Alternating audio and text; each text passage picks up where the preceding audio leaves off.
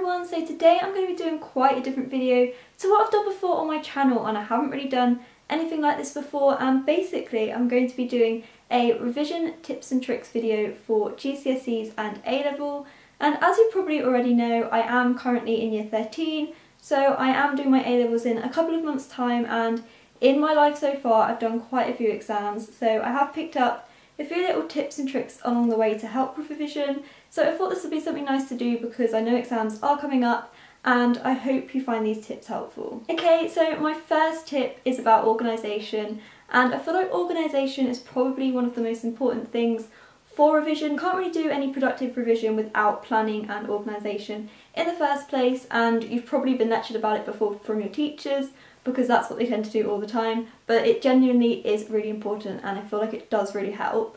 So my first tip is to make a revision timetable, and I have one to show you here, which is the one that I have made, and I basically just made this on Excel.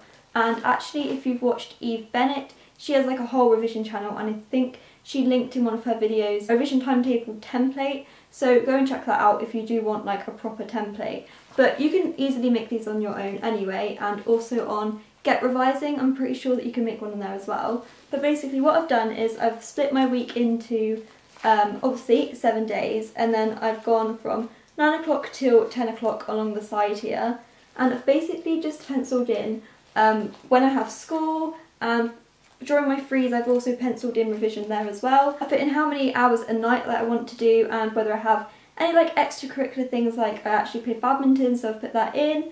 And I've also put filming videos and editing in as well, just so that I can plan my time a lot more better and don't really get waylaid with things. So I think this really is helpful, and I have split it into 2 weeks as well because my timetable at school is split into 2 separate weeks and I have different frees, so I just find that this works easier to do that. But honestly, I would 100% recommend that you make a revision timetable, and you don't have to stick to it all the time, which is a good thing. Like, I feel like some people think that if you make a revision timetable, it means you have to stick to that specific subject at a specific time, which isn't true at all. You can switch it up depending on whether you're stressing about an upcoming exam or anything. So yeah, I feel like it's just something really versatile and just gets your life sorted out. Then leading on from that, I actually find it really helpful to make like a revision checklist, which I've put on the other side of my revision timetable just so it's all in one place. And basically I've got a list of all of the subjects that I do, which are psychology, business and English, and then under each of it I've put like the subheadings for the topics that I have to revise. So for example, for psychology I've got social influence, and under that subheading I put all the different like double page spreads in the textbook to do with that particular module underneath it. And I just think this is really helpful because you can see what you haven't done and what you have got to do left, and it basically just makes sure that you revise everything.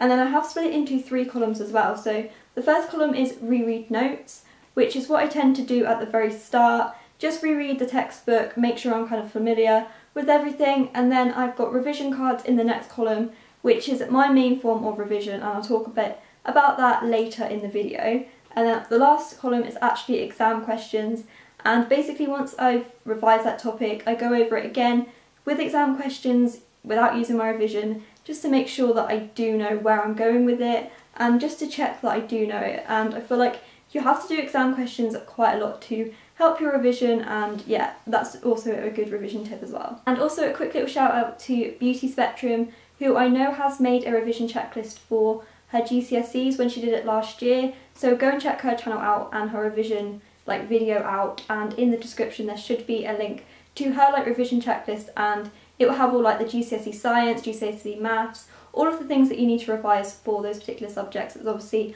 I'm not doing those anymore, so I don't really have that to give to you, but definitely check her out if you do want that. And by the way, all of like the channels and things I mentioned I will try and link in the description just so you can find it a lot easier, so make sure you do check the description after watching this video if you do want to know any of the links to any of the websites or YouTube channels or anything like that I've mentioned. Okay, so next I'm going to kind of go on to just general tips and things that I recommend before you actually do the revision, and I do actually have a bit of a list on my phone, so sorry if I keep looking down.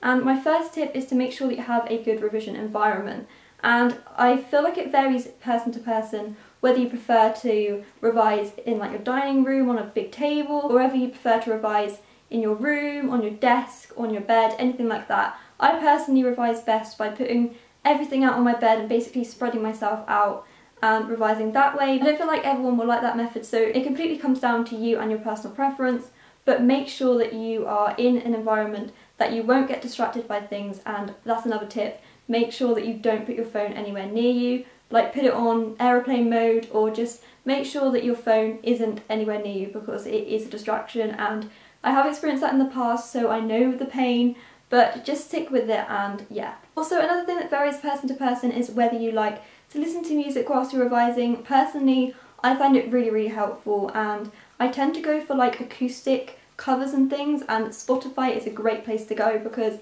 they have some amazing playlists, and one of my favourites is acoustic covers because you don't necessarily know the artist and you're not really focusing too much on the song, you're more just having it as background music, which is really helpful. You don't want anything that's too like stimulating for your brain that you just don't pay attention to your revision at all. And also make sure that you stay hydrated. Having a nice cold glass of water or squash or something next to you whilst you're revising is definitely going to help, and just make sure you stay hydrated, and also use food as a motivation. Like, I feel like quite a few people do this, but it definitely works. If you set yourself a goal of doing a double page spread, then make sure you reward yourself with like a piece of chocolate after you've revised that double page spread, and it just keeps you going. It just gets you doing more and more revision and makes you more productive, so definitely that is a good tip as well. And also I want to say that make sure you give yourself enough breaks. Like, I feel like some people just cram all revision in and it just doesn't work, it doesn't stay in your brain. If you revise too much, there is such thing as over revising, so make sure in your revision timetable as well that you have put breaks in, and after every hour I tend to have like a 5-minute break and just completely take yourself away from the revision environment. I feel like that just keeps your brain working as well as it can and just gets more productive revision done. Even though you feel like you may be taking a break and you're not doing that revision, it does help in the long run, so definitely bear that in mind when considering your revision timetable as well. So now we've talked a bit about organisation and kind of general tips, I'm going to talk a bit about actual revision and what works best for you. And I feel like that is the most important thing. You need to work out what kind of learner you are, and there are tests and things online that you can do, but generally you should kind of know whether you work best visually, like whether you like mind maps, revision cards, all that sort of thing, or whether you prefer listening to things by like podcasts and stuff like that. There's all different types of learners, so make sure that you find out what type of learner you are, because then you can like make your revision tailored to you, and that will just help it be more productive as well. But personally, I am a visual learner, so if you are a visual learner, I would definitely recommend to use mind maps and revision cards, and I actually have a few examples of mine to show you here. And starting off with mind maps, I actually use an app called Graphio. I think I have like the Graphio 3 version, which is the full version.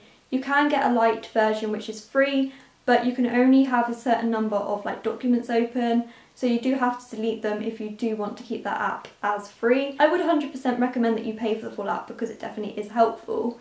And basically I have made these massive like mind map revision sheets, and these are actually my psychology ones, and basically you can just make it yourself. Like, you can make all of the shapes, you can set it out the right colours, you can put little symbols which I find are really helpful, kind of like act as cues. So like this is about attachment, and it's just kind of like linking everything together. I feel like mind maps are just a good way to like consolidate everything onto one sheet of paper, just so it's all really visual, and personally I feel like that works well for me. And then my second form of revision is actually revision cards, and I probably find these the most useful, to be honest, because I feel like they consolidate everything down into such small chunks, and you basically just write everything that you definitely have to know rather than kind of generalising things. I feel like it just cuts it down so much, and I have them in this little like plastic like folder thing, which is really helpful. But these are once again my psychology ones, and I basically colour code them as well. Like, that's 100% helpful. I have an addiction to coloured pens and fine liners and highlighters. I feel like revision is just a good time to get all those things out, so if you are into that sort of thing and you are a visual learner, then definitely make use of them because it's so helpful, and I feel like it just makes you more motivated as well when you have really nice stationery. So yeah, like I said, going back to the revision cards, I basically just colour code them, so like all of the blue ones will be for social influence in psychology, all of the pink ones are for memory, etc. And I just think this is just such a nice way to consolidate everything down, and then I feel like you actually feel productive because you can look at like a card, for example, like this one, which is the nervous system.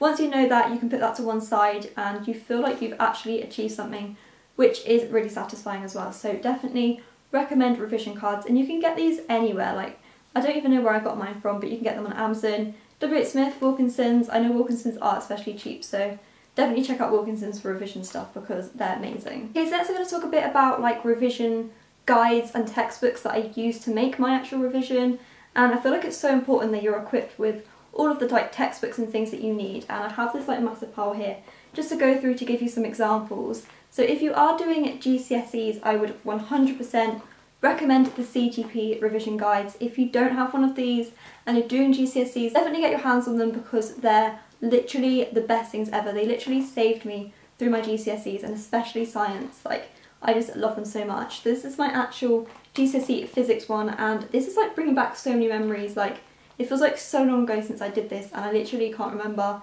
pretty much any of this, so it just shows how much that you don't really need it after you've revised it. But yeah, this is the CGP physics one, and then also you can get the workbooks, which I have under here as well.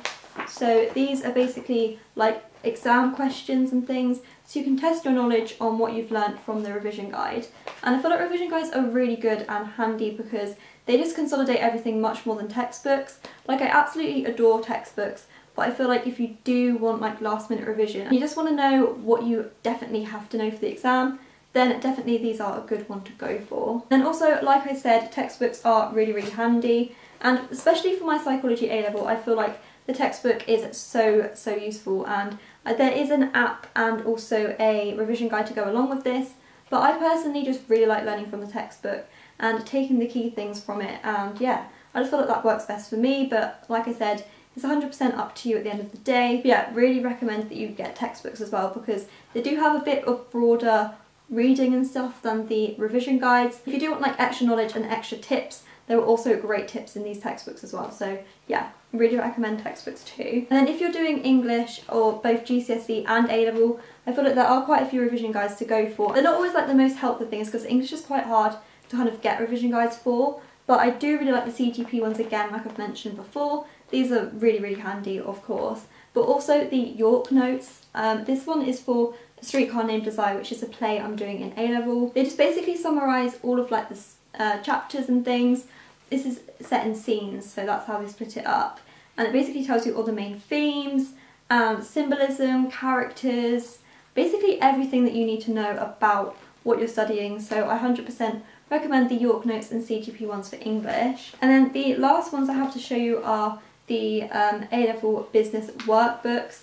You can probably get these for all the other different subjects, GCSEs and A-level, but I'm not too sure of the brand. I think it's just Philip Allen for Hodder Education, it says. But if you go onto Amazon and type in your specific subjects and type in workbook, there will probably either be a CGP one or one like this. But these are just really helpful for exam questions, and yeah, you just need as many exam questions as possible. So I definitely recommend that you check out revision guides, textbooks and workbooks during your revision, as you can't just rely on the notes alone. So my next tip is actually to watch videos on YouTube, and there are so many revision channels on YouTube that are so helpful. And like I've mentioned before, I know that Beauty Spectrum and Revision with Eve do amazing videos, so definitely check them out if you do want some more in-depth videos. But also I really recommend Mr. Bruff for English, and I've only actually recently discovered him from Eve, and I see that he's done so many GCSE videos and basically just loads of analysis of all of the texts that you're studying. So if you are doing GCSE English, then definitely check his channel out. I feel like he really explains things well, as I did watch a couple of his videos just to check whether I should recommend him to you, and honestly I 100% do, so I will leave him in the description as well. And oh my god, the My GCSE Science YouTube channel literally saved me at GCSE Science. It just explains everything so simply, and I just got my science once watching those videos, and oh my god, yeah, I just can't express how much you need to go and check out My GCSE Science because they're just amazing. And then also, if you are doing A-level, I 100% recommend Tutor to You. They do GCSE videos as well, I'm pretty sure, but I feel like the A-level ones are especially good. And for business and psychology, they're especially brilliant. And there are hundreds of revision webinars on there. So basically it takes a complete topic, for example, memory in psychology, and basically just tells you everything that you need to know for that particular topic in like a half-an-hour video. And it's just so helpful, and it also gives you extra revision questions and things like that on there too, and it's just full of tips. So 100% recommend that you check Tutor2You out as well. And they also have a website which I love as well, which I'm going to mention in a minute when I go onto websites. Because that's all the YouTube stuff I want to mention, but like I said, websites is also really important, and Tutor2You, Get Revising and also BBC Bitesize have some amazing things to offer. And on Tutor2You and Get Revising you can actually print off like printable mind maps and like revision cards, like key term glossaries, like there's loads of different things. And I do have one to show you from, I think this is from Get Revising, which is once again linking back to psychology. I'm sorry I'm mentioning so many A-level things, it's just because that's what I'm currently doing and I don't really have many GCSE things left. But yeah, it basically just summarises everything you need to know for attachment, which is a module in psychology. It's just amazing that these things are freely available to you and you might as well make the most of them. So definitely go and check those websites out and just basically search for all of your subjects and make sure that you just print off all of really useful things, because they have some incredible things that you can try. And then also, what else have I got to talk about? Okay, so the last things I'm going to talk about are some apps. And apps are really helpful as well because you can just revise on the go, and I feel like it's just really handy to have that so that if you don't really have your revision notes with you at a particular time, you can still do some really productive revision. And the first app I recommend is GoDumo, and I'm pretty sure they do GCSEs and A-levels on there, and they basically just give you like mini tests so you can check your knowledge on the go, and it's like multiple choice questions, so that's really handy. And then also I recommend the AQA Psychology app, which I've mentioned previously. It basically goes along with the psychology textbooks. You do have to pay for them, but they're 100% worth it, and they basically just consolidate everything from the textbook into a really simple app. And you can also find exam questions and tips on there which are like different to the textbook, so I 100% recommend them. And also if you're doing psychology, I recommend the 3D Brain app. It basically just shows you a like diagram of the brain and you can click on all the different parts, tells you what they do, everything like that, so that's really handy. And then the last app I recommend is Quizlet, and you can basically make your own revision cards on here, which is really cool. So yeah, I think that's just a really good idea for vocab especially. So if you are doing languages, then definitely check that app out. And they also have like pre-made ones as well, so you can test yourself on all different types of vocab, and you can just do it for all subjects, to be honest. But especially languages, I feel like Quizlet is a good app to go for. Okay, so I actually think that's all of my tips that I'm going to mention in this video. I really hope that you find these tips helpful, and I just wish you all the best of luck in your forthcoming exams, because I know they are coming around soon and I do feel your pain because I'm currently revising so much. Like, I'm currently on my revision break making this video, so I do understand where you're coming from. Just keep calm and just keep going with it, and they will be over soon and you'll get such a long summer. So I just wish you all the best of luck, and if you did enjoy this video then please give it a massive thumbs up. Don't forget to hit the subscribe button down below as well, and just comment to tell me whether you like this video and whether you found any of these tips helpful, and I'll see you next time. Bye!